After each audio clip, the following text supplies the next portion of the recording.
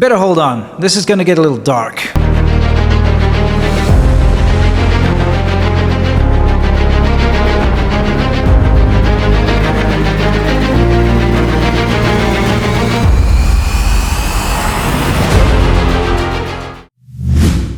Have you ever wondered why people dislike a country and its people when they have never been there? Take China as a case study. Why is there a certain degree of hostility towards Chinese people and China in particular? This is because of people like this. It's really annoying to see that hatred is spread without remorse. Hi guys, welcome back. If you're new to my channel, my name is Duke in China. I want to thank you all for your awesome support on my recent video. Your comments were heavily rational and they kept me going for more videos like this. So please, if you are not yet part of our team, it's free of charge. Just click the subscribe button and that's all. There are two versions of China in today's world. One is a villain in which its geopolitical thriller, China is failing, China is collapsing, China is threatening. The other is the world's economic engine, a place of stunning transformation and everyday progress. I live in the second China. The data proves it exists. So why does the story drown everything out? Let's bridge that gap. Western media often feeds people fear, anger towards China. Let me give you a real example. I once watched a video titled China Killing Spree 2026, where they used footage of events from 2020. Officially, China's 2026 murder season. What you're seeing here are mountains of confiscated electric bicycles.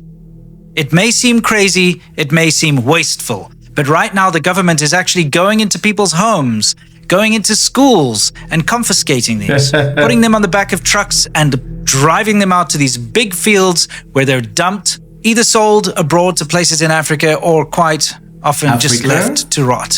Luckily, I was in China at that time and I lived through what actually happened. Back then in 2020, there was a policy for registering electric bikes and it was free. You just need to get a license plate, the policy mentioned. So what happened was if you missed the deadline, your bike was temporarily held until you register it and then you can take it from there. I was there, I got my bike registered, and because there were so many people, I had to put up the license plate myself. You can see from the video, I had a different hairstyle. And yet, the same video went ahead to claim people went on murderous rampage because their bikes were taken. A complete lie with no connection to reality. I'm not saying nothing bad ever happens in China, but when you twist a story like that, you are intentionally misleading the people. Meanwhile, gun violence, police shootings, and a lot more are happening in other places around the world. But you can't find people like this framing stories the way they frame the stories about China. The aggressive China portrayed abroad has become a reason some people hate China and Chinese people without any justification. This isn't accidental. It is geopolitics and confirmation bias. Before I came to China, the country wasn't even on my list of countries. On the news, all we saw were floods, earthquakes, angry people with knives, and weird food. My mom used to say Chinese people eat anything for breakfast. But when I moved to China, I realized how wrong that was. The people are among the most welcoming I've met. China isn't just disasters and strange food. It is modern, developed, and incredibly diverse. One incredible point is the fact that there's a huge difference between Chinese and Western social values. Asians and Chinese in particular are taught to respect rules and equally respect others. Their society is built on love and patriotism.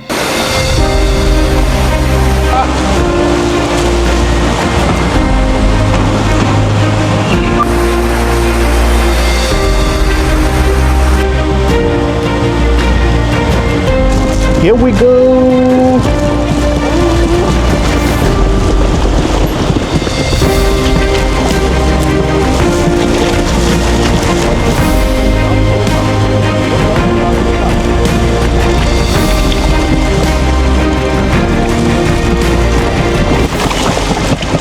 Every step of the way, there's a camera that is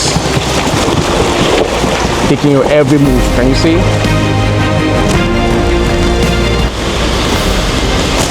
And these cameras are there to make sure if there's anything wrong, they will just come and help out immediately. It's fun time, man. Wow!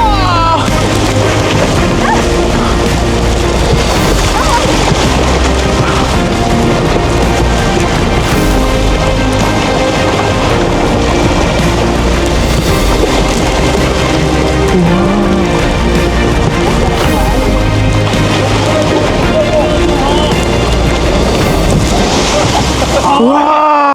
Now, let's talk about the unbelievable growth of modern technology. Again, most Western countries are still trying to comprehend the level of technology advancement in China, a country they often labeled as backward and poor, yet it is one of the leading pillars of global tech. And here is the truth, can anyone deny that China's technology and innovation has made life easy for the common man?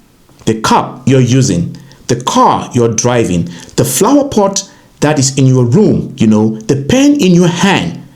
Chances are it was made in China. So why the hypocrisy?